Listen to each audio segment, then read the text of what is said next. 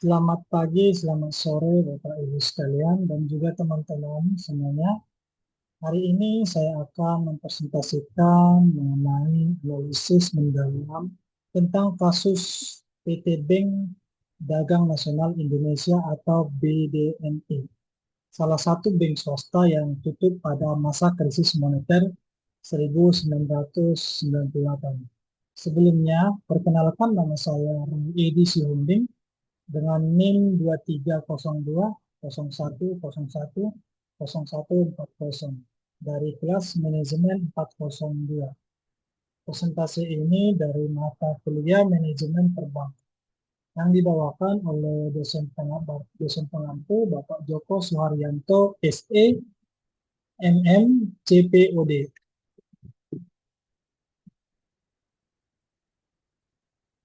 Baik, presentasi ini akan membahas tiga aspek krusial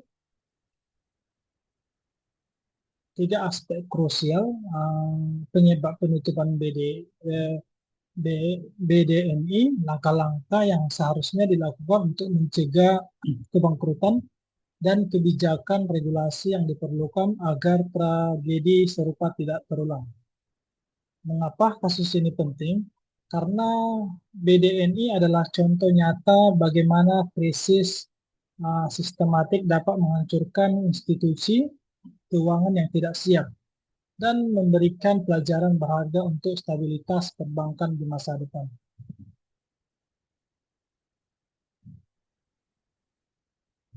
Nah, kita masuk ke latar belakang dan timeline kasus BDNI ini. Um, saya akan memulai dengan memahami kronologi kasus BDNI. PT Bank Dagang Nasional Indonesia didirikan pada tahun 1945 sebagai bank swasta dan memperoleh izin sebagai bank devisa pada tahun 1950. Bank ini sempat berkembang dan bahkan melakukan ekspansi, termasuk mengambil ahli 40% saham PT Bank Dewa Rutji milik konglomerat Samsul Nur Salim pada tahun 1995. Namun ketika krisis moneter Asia dimulai pada tahun Juli 1997, situasi berubah drastis. Krisis yang awalnya bersifat regional dengan cepat menyebar ke Indonesia dan rupiah mulai terdepresiasi tajam. Dan pada tahun 1997 hingga sampai 1999, PDNI akhirnya ditutup bersama dengan banyak bank lain yang tidak mampu bertahan menghadapi tekanan krisis ekonomi yang berat. Yang pertama, penyebab penutup BDNI. Penutup BDNI disebabkan oleh kombinasi faktor eksternal dan internal yang saling memperkuat. Faktor eksternal krisis moneter 1998, pertama depresiasi rupiah yang ekstrim. Nilai tukar rupiah merosot hingga mencapai 15.000 rupiah per dolar Amerika Serikat, yang artinya rupiah kehilangan sekitar 80% nilainya dalam waktu singkat. Dan yang kedua, utang falas yang membengkak. Ketika rupiah terdepresiasi, utang luar negeri bank dalam mata uang asing otomatis membengkak dalam rupiah, menciptakan beban finansial yang sangat berat. Ketiga, krisis likuiditas sistematik. Kepanikan masyarakat menyebabkan rush di banyak bank, sementara sumber likuiditas mengering. Selanjutnya, faktor faktor internal masalah manajemen. Yang lebih krusial adalah faktor internal. Berdasarkan kesaksian mantan ketua BPPN Iwan Riwan Prawinata, BDNI diduga menyimpangkan penggunaan dana bantuan likuiditas Bank Indonesia atau BLBI. BDNI juga memiliki utang luar negeri yang berlebihan, dengan hutang pada bank-bank luar negeri yang membumbung jauh di atas platform USD 2 juta yang ditetapkan. Manajemen risiko yang lemah menyebabkan manajemen risiko yang lemah menyebabkan ya, bank tidak mengantisipasi risiko nilai tukar yang ekstrim dan ketergantungan pada grup gajah tunggal, dan juga bermasalah memburuk situasi.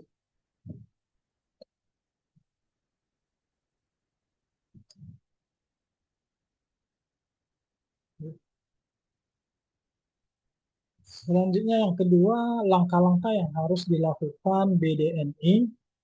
Jika BDNI ingin bertahan, ada beberapa langkah strategi yang seharusnya dilakukan.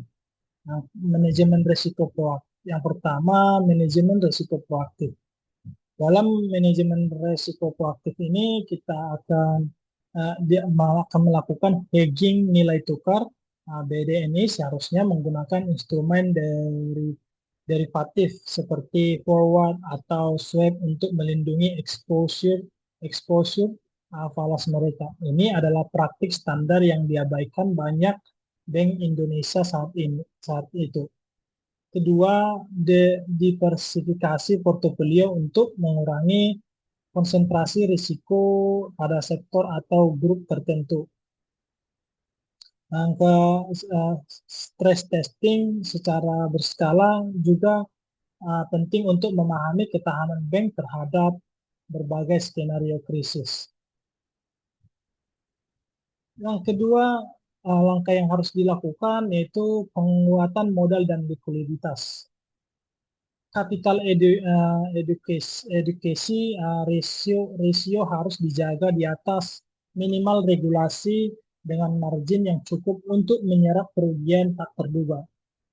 Cadangan likuiditas yang memadai juga harus dibangun sebagai buffer menghadapi krisis. Diversifikasi sumber pendanaan juga krusial. Jangan terlalu bergantung pada dana jangka pendek atau sumber tunggal. Tata langkah yang selanjutnya, langkah yang harus dilakukan yaitu tata kelola dan transparansi. Uh, Good corporate governance yang ketat dengan Dewan Komisaris Independen, transparansi dalam pelaporan, dan sistem kontrol internal yang kuat adalah fondasi yang tidak bisa ditawar.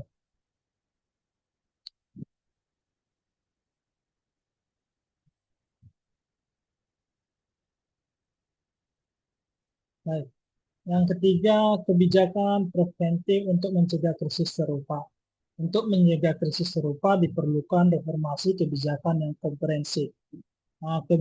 Pertama, kebijakan prudensial regulator. Okay. Implementasi Basel, implementasi Basel dengan penguat persyaratan modal dan likuiditas adalah langkah fundamental. Kebijakan makro makro makroprudensial untuk mengidentifikasi dan memitigasi risiko sistemik serta pembatasan exposure falas melalui aturan net open position yang ketat. Selanjutnya, kebijakan yang dilakukan pengawasan regulasi.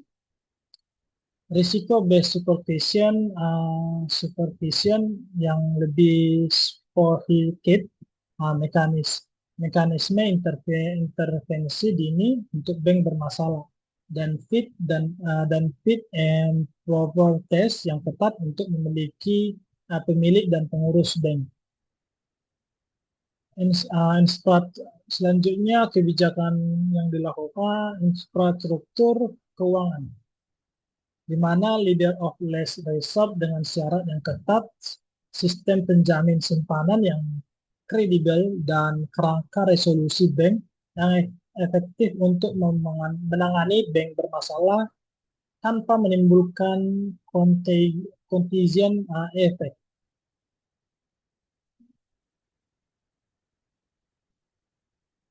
Nah, selanjutnya financial safety net, koordinasi antara otoritas dan safety net.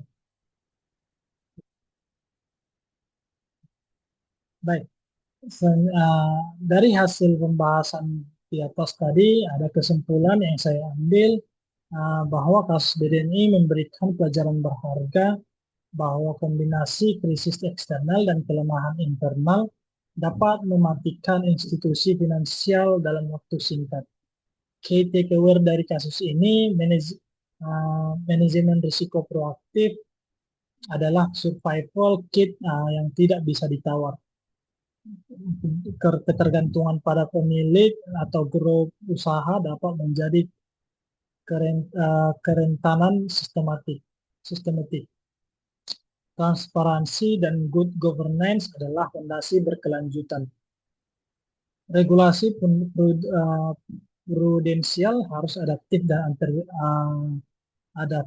dan antisipatif dinamika ekonomi.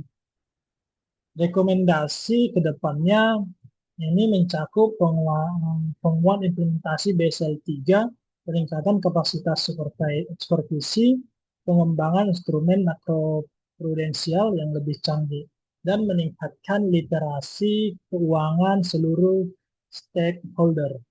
Dengan pembelajaran dari kasus BDN ini, kita berharap sistem perbankan di Indonesia dapat lebih resilient menghadapi gejolak ekonomi masa depan. Terima kasih atas perhatian teman-teman semuanya. Sekian dari presentasi saya. Jika ada yang ingin bertanya, bisa diketik dalam kolom komentar.